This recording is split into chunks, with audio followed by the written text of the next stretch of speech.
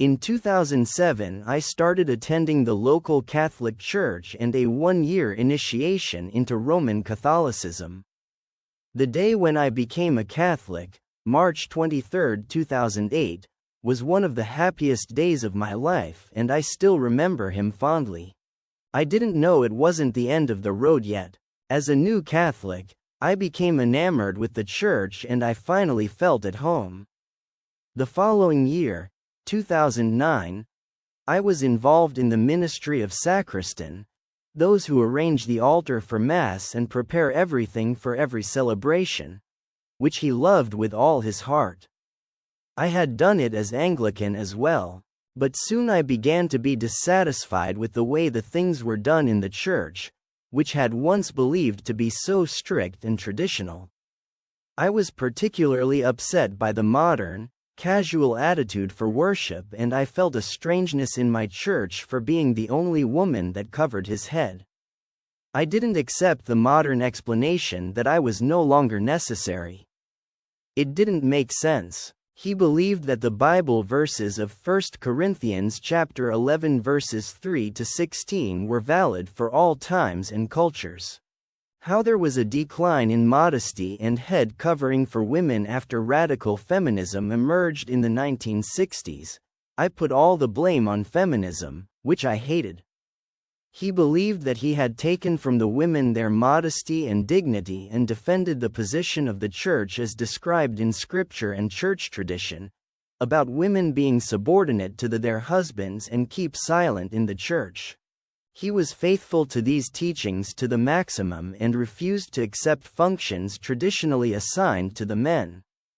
In doing so, I entered into a debate with my feminist friends and felt terrible, because it seemed that I hated women. He was constantly in conflict with the Church by letting women assume leadership roles, and anything that reminded me of feminism made me write unpopular letters for the local Catholic newspaper. If these teachings about women were in the Bible, why were they not being followed? In the end, I realized that it was because some of them were unreasonable.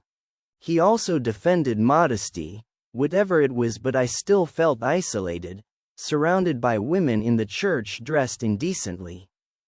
Was confused about why nothing about modesty it was taught by the Church.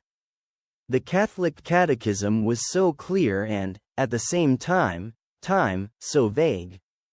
He spoke of modesty in general, but gave no guidance, leaving it up to us to decide. She was an unhappy and bitter woman, defending a lost cause. It was ironic, but the Catholic name I adopted was Dolores, which means sadness. Every time I saw a Muslim woman in a hijab, I would tell her I envied and wanted to be one too. I felt an affinity with them that I had never. I felt like the Catholics and wanted to be in their company. Smile at the whole woman in hijab as she passed them. It was not surprising that I mistaken for a Muslim, but it was better than if they thought it was a nun. I was embarrassed when strangers greeted me with, "Hello, sister," even in the grocery store, and my priest scolded me for dressing like someone I didn't era. Then I wore my veils in the Muslim style, adding a crucifix so that they wouldn't mistake me for a Muslim.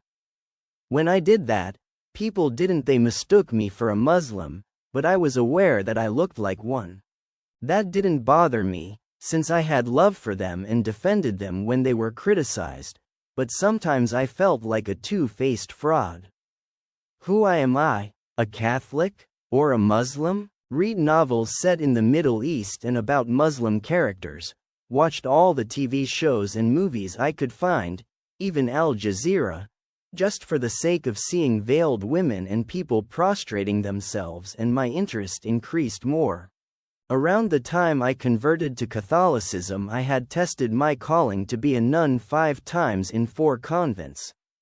The first of 4 attempts was in September 2006 at a convent Anglican, November to December 2008 at a Carmelite Catholic convent, January in another Catholic convent, and again in the same Carmelite convent of October 2009 to January 2010, all unsuccessful. I still remember an incident in the Carmelite convent. I was in the guest section. It was December 2009, and I was forbidden to wear my veil in the convent, which made me very sad.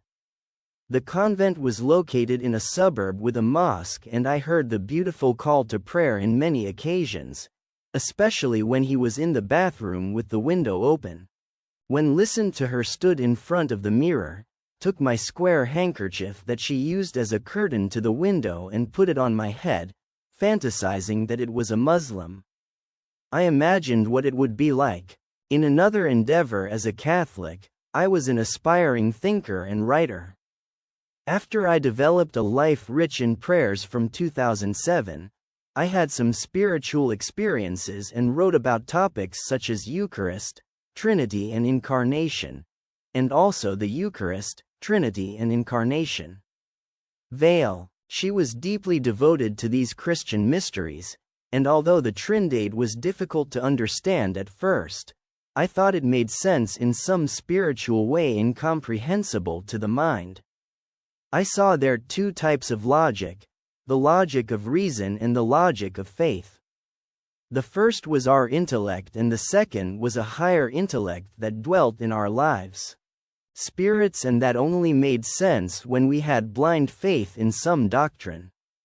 Our problem was that blind faith could be easily distorted by opinions personal. The doctrine that calls Mary, may God exalt her, the Mother of God, it also seemed strange, but it also made some logical sense. If Jesus, who God be amazed, from these doctrines I developed this notion of God as being the supreme state of being, happiness.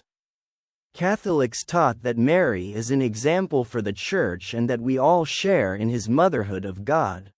This meant that we can, in a mystical sense, give birth to God in the world. With this understanding I had of God, I felt afraid, because I felt that I was dangerously limiting God to mere concepts. This could lead to the thought that we humans had some kind of power over him. I accepted Christian doctrines unquestioningly, until recently when I felt compelled to question them because of my situation. Unfortunate.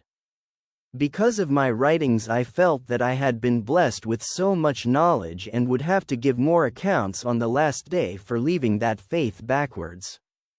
This made me believe in never leaving Christianity. No dare. What? Leave that faith behind and lose my soul to the hell? Abandon Jesus as God? No. I was truly convinced that I would remain Catholic. My faith was unquestionable and strong. And my mother, I don't even want to think what she would say. I trembled at the thought of leaving Jesus for behind. Still, I could not deny my growing interest in Islam, so much so that I tried my best to push him away. In August 2010, I discovered another Catholic convent of nuns, cloistered and contemplative Dominican women, far from home, who attended, and it even exceeded my expectations. Their spirituality suited my focused on truth and purity, the two values I held most dear. After a 2-month visit, I continued and officially entered on November 7, 2010. In all the other convents she was only one visitor. I really thought that I had finally found my home, but something still displeased me, particularly having been cut off from the world around me and still not feeling free. After another 2 months I left and returned home with no regrets. This by then, my 5-year desire to be a nun had definitively passed. It was January 2011.